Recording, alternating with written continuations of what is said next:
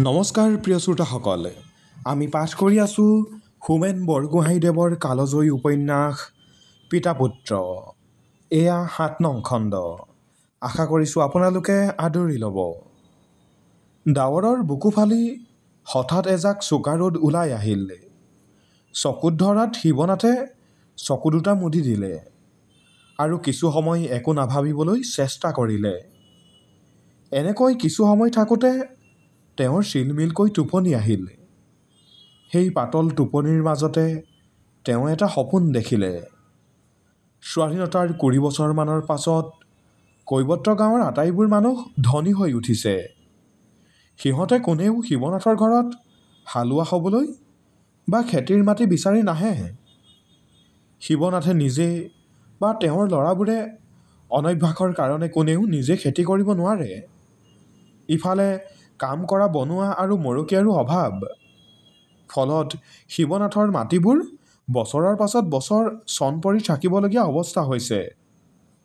ধানে ঘৰৰ মূধচলৈকে খুন্দা খাই থকা তেওঁৰ দুটাকৈ ৪ কোঠলীয়া ধানৰ ভঁৰাল এদিন সম্পূৰ্ণ উদং হৈ পৰিল।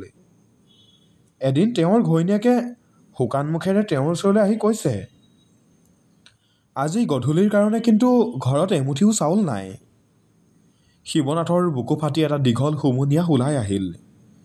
হে ভগৱান, মোৰ ভাগ্যৰ চকৰি যে এনেভাৱে ঘূৰিব, সেই কথা কোনে জানিছিল। হঠাৎ কাৰোবাৰ মাতত শিৱনাথ খকমককৈ সাৰ পাই উঠিল। চকু মেলি চাই দেখে তেওঁৰ ঘৈণীয়েক ওচৰতে আহি থিয় হৈছে। গোটেই বেলাটো একে ঠাইতে বহি বহিনো কি ভাবি আছে? ভাত খাবৰ হ'ল, গা নোধোৱে নেকি? বাধ্য ল'ৰাৰ দৰে শিৱনাথ বহাৰ পৰা উঠি থিয় হ'ল আৰু গাৰ বনিয়নটো খুলি খুলি ঘৈণীয়েকক ক'লে, পানী দিবলৈ কোৱা, গা ধুওঁ। ঘৈণীয়েক ভিতৰলৈ সোমাই যোৱাৰ পাছত শিৱনাথ খন্তেক পৰ পিৰালিতে ভাৱাবিষ্ট হৈ থিয় হৈ ৰ'ল। অলপ আগতে দেখা সপোনটোৰ কথা তেওঁৰ মনত পৰিল। সপোন যদিও তেওঁ স্পষ্টভাৱে অনুভৱ কৰিলে যে ই অনাগত ভৱিষ্যতৰ আগজাননী মাত্ৰ। কৈৱত্ৰ গাঁৱৰ এই মানুহবোৰৰ জীৱনৰ যদি কোনো সলনি নহয়, তেন্তে স্বাধীনতাৰ কোনো অৰ্থ নাই। আনহাতে তেওঁৰ নিজৰ জীৱনৰ সলনি নোহোৱাকৈ কৈৱত্ৰ গাঁৱৰ মানুহবোৰৰ অৱস্থাৰ কোনো সলনি হ'ব নোৱাৰে। সিহঁত মাটিহীন দৰিদ্ৰ বুলিয়েই সিহঁতৰ অতি সুলভ চৰ্মৰ ওপৰত তেওঁ ৰজাৰ দৰে বহি বহি খাব পাৰিছে।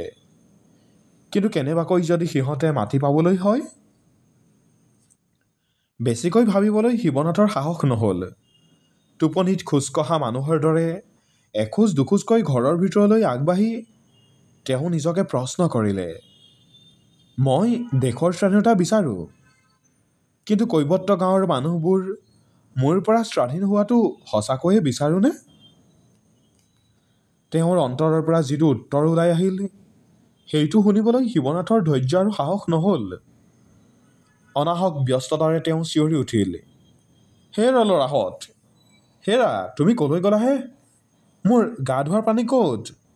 বেলি ভাটি দিলে, এতিয়ালৈকে গা ধোৱা পানীখিনি দিবলৈকে কাৰো মনত পৰা নাই। প্ৰিয় শ্ৰোতাসকল, পৰৱৰ্তী খণ্ড শুনিবলৈ আমাৰ সৈতে সংযুক্ত হৈ থাকিব। ধন্যবাদ।